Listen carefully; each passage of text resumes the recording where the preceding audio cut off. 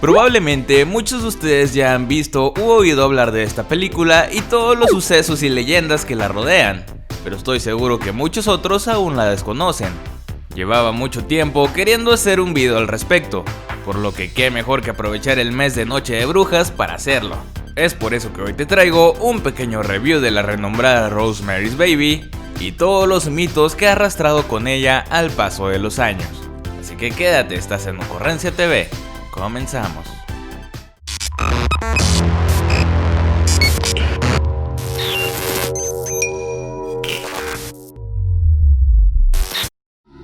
Existe un dicho que dice que es más difícil hacer reír a la gente que hacerla llorar, y en efecto esto es verdad, pero en mi opinión creo que es mucho más difícil sembrar el miedo dentro de una persona, hablando estrictamente de miedo y no de sustos, ya que asustar a una persona mostrándole de manera repentina algo que le haga saltar de su asiento es obviamente una tarea bastante fácil. Lo complicado es mostrarle una historia que esté tan bien escrita y ejecutada que sin la necesidad de enseñarle a un ser explícitamente repugnante o apariciones imprevistas, genere en su mente un miedo genuino que le haga sentir el mismo horror psicológico que vive el protagonista. El bebé de Rosemary es un enorme ejemplo de este tipo de miedo, y es que la historia está construida de una forma tan natural que si no supiéramos desde un inicio que se trata de una película de terror, pensaríamos durante más de 15 minutos que se trata simplemente de un filme dramático o hasta policíaco. No es hasta que los detalles misteriosos comienzan a aparecer que es cuando nos damos cuenta de que hay algo más detrás de esta trama.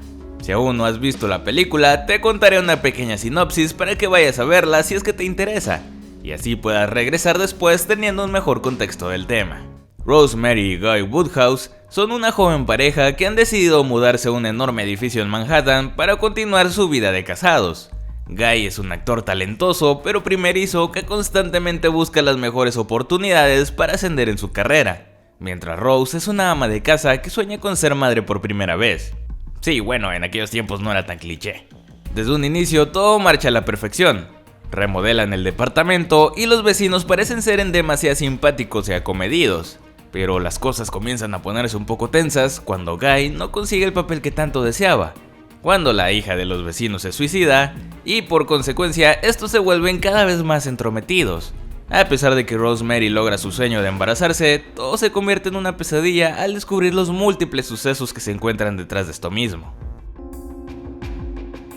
Ahora bien, no sé ustedes, pero mis películas favoritas son las que te dan los suficientes detalles para que vayas descubriendo al mismo tiempo o incluso antes que el protagonista todas las pistas ocultas que te llevan a hacerte la idea de lo que está ocurriendo alrededor y de cómo podría terminar la historia.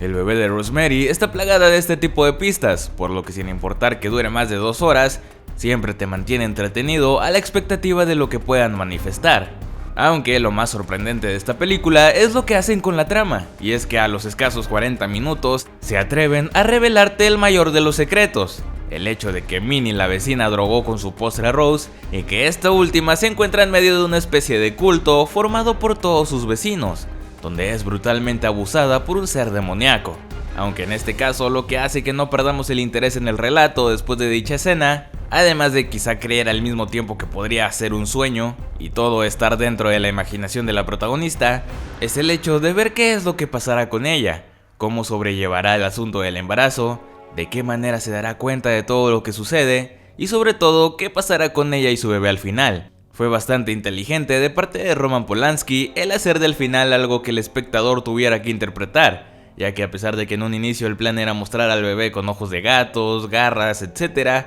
el director creyó que sería aún más terrorífico que el mismo público se encargara de ponerle la imagen a quien sería el nuevo anticristo, y de esta manera no arruinar al personaje con quizá maquillaje o efectos poco creíbles. Rosemary's Baby se convirtió en un antes y en un después del género de terror, ya que su éxito no solo motivó a los directores a atreverse a grabar tramas igual de arriesgadas como sucedió con El Exorcista en 1973, sino que ha servido como inspiración para muchas generaciones de cineastas a lo largo de los años. En la actualidad, uno de los mayores exponentes de esta influencia es el director Ari Aster, quien con Hereditary en 2018 le hizo honor a 2 de sus películas favoritas de toda la vida, Rosemary's Baby y Don't Look Now, de Nicholas Roeg, quien por cierto fue quien dirigió la película de las brujas. De la misma manera que Rosemary's Baby, Hereditary toma ese horror psicológico donde nos identificamos con el sufrimiento de los protagonistas. De la misma manera, vemos como ellos se van dando cuenta que las personas que les rodean y en quienes confían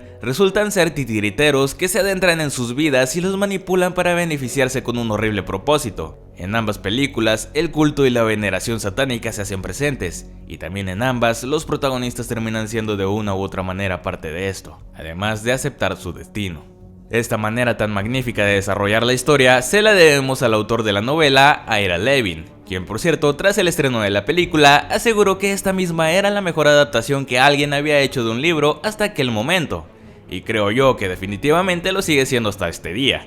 Lo gracioso de este asunto es que lo que llevó a Roman Polanski a respetar al pie de la letra cada detalle del libro fue que, debido a su falta de conocimiento en el momento, pensó que al adaptar una obra literaria estaba forzado a hacerlo de la manera más apegada posible, y si llegaba a modificar la historia demasiado, podría incluso ser demandado. Hay que recordar que a pesar de ya haber rodado otras 4 películas con anterioridad antes que Rosemary's Baby, esta era su primera gran oportunidad para darse a conocer en los Estados Unidos, además de que por supuesto era la primera obra que adaptaba de la mente de otra persona, cosa que por cierto hizo en solo 3 semanas.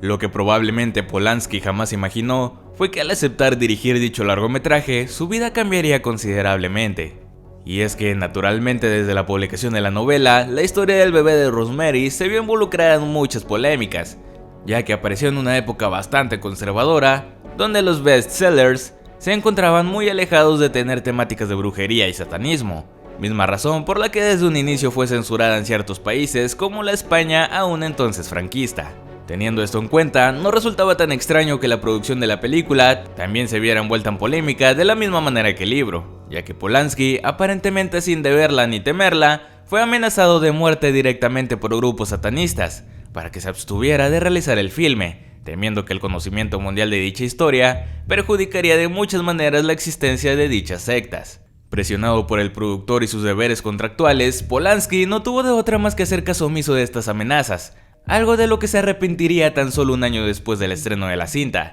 y es que como algunos ya sabrán, su esposa, la famosa actriz Sharon Tate, sería brutalmente asesinada en agosto del 69, estando muy cerca de dar a luz a su primer hijo. Muchas especulaciones han habido sobre el caso desde entonces. A mi parecer resulta bastante lógico creer que lo que sucedió esa noche fue la realización de todas las amenazas que había tenido Polanski respecto a la película, ya que dudo demasiado en la versión que se da acerca de que fue una equivocación por parte de la familia Manson, quien en realidad buscaba hacerle daño al productor musical que había rechazado al líder de la secta.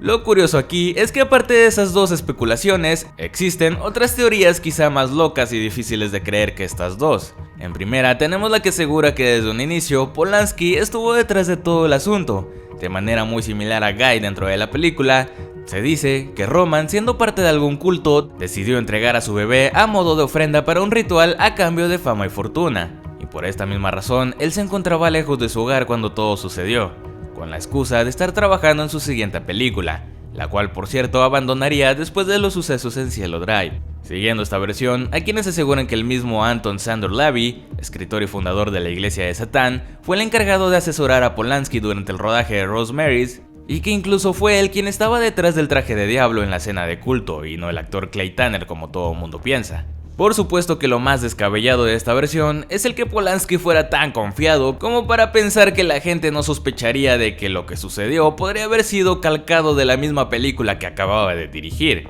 Por si esto fuera poco, hay aún una cuarta especulación, no menos disparatada que la anterior, en la que todo el asunto resulta ser una conspiración por parte de la CIA, para terminar con la moda hippie que se encontraba en su máximo esplendor en ese entonces. Pero, ¿en qué se basan para asegurar algo como esto? Pues en el hecho de que supuestamente la familia Manson fue manipulada, sino que creada por el gobierno de los Estados Unidos para cometer este atroz acto en contra de la actriz Sharon Tate y sus acompañantes, con la finalidad de manchar la imagen de la ideología hippie y de esta manera se disolvieran para que dejaran de protestar en contra de la guerra de Vietnam. Esta sería la razón por la que también supuestamente los asesinos escribieron algunos nombres de las canciones de los Beatles en las paredes con la misma sangre de la actriz, ya que en ese entonces John Lennon era uno de los mayores exponentes del movimiento. Pero al final todo esto no queda más que como simple teorías, en las que puede o no esconderse parte de toda la verdad relacionada con el asunto. Hay que destacar también que El bebé de Rosemary se encuentra dentro de las catalogadas películas malditas,